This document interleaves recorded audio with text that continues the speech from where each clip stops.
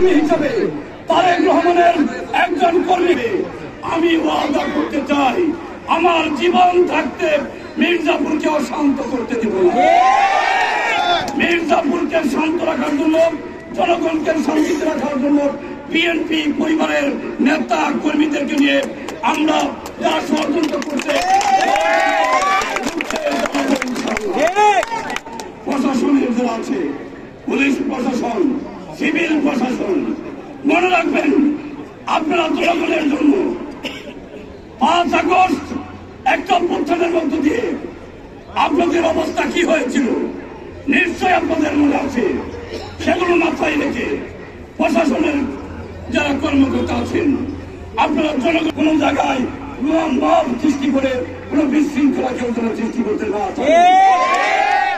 আমরা যেখানেই বিশৃঙ্খলা হবে সেখানেই দায়িত্ব পালন করে শান্ত রাখার দায়িত্ব পালন করবো বিএনপির সমস্ত নেতা কর্মীরা।